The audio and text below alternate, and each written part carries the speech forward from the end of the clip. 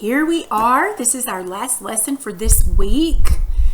We're going to be looking again at the writing process. Now remember, yesterday we did our planning. Remember how you chose what you were going to write about, and remember how you kind of planned it out there on that list on page 28.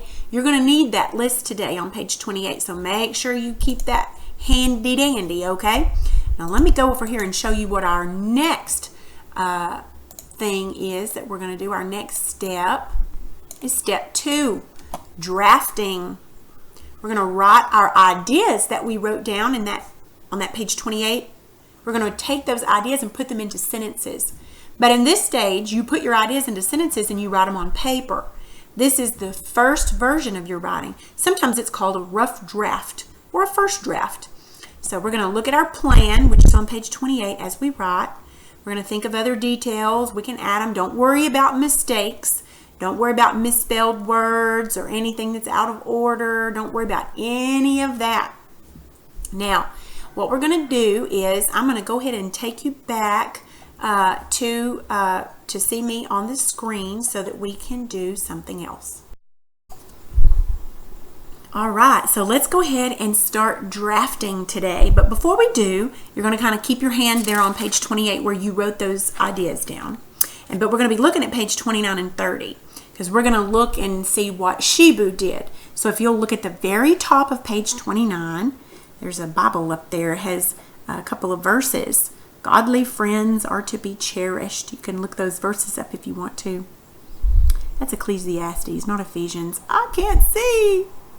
Notice that Shibu wrote his rough draft in paragraphs. Now look back, hold your hand, and look back over there on page 27 where his notes were. Remember when you were looking at his notes to write your notes? Well, he took those notes of his and he put them into sentences.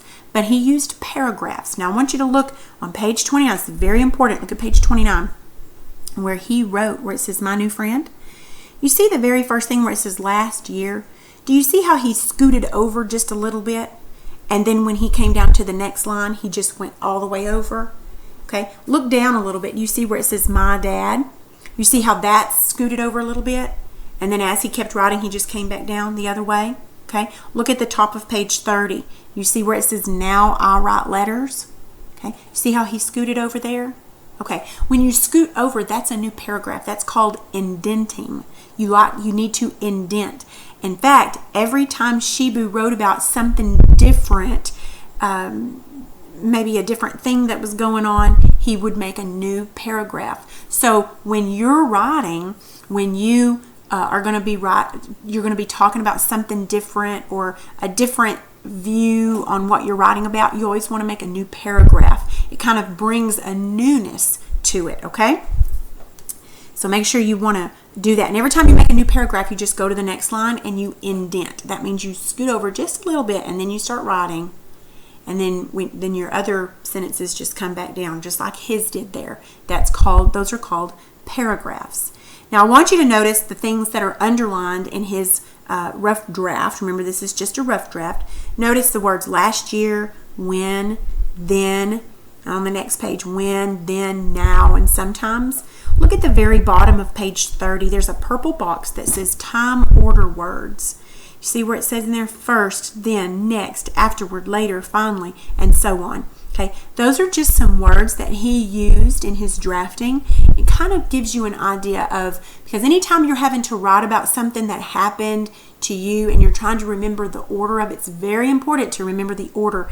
These are some words to help you describe the time order. You know, well, this happened first and then second or whatever.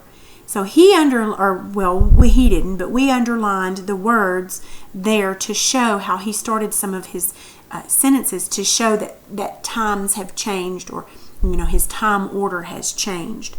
So you'll probably want to use some of those in there as well. I also want you to look at one other thing. Look at page 29.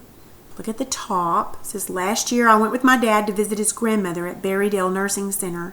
I felt afraid. My great-grandmother was wearing a silky blue robe. Her gray hair was pulled back into a long braid. When she saw me, she smiled and said, comma, you see the quotations? This is what she said. This must be Shibu. Okay?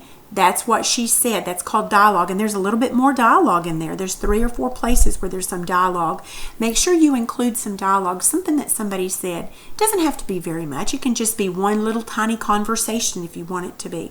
Just make sure that you put quotation marks around that. Now, your assignment today is, now also notice this, on his paper, do you see how he skipped lines? Make sure you skip lines on yours. Do not worry about words that are spelled wrong. Don't worry about something out of order. Just write. Don't worry about anything. This is not a graded page. This is taking those ideas that you took out of your head and put on paper.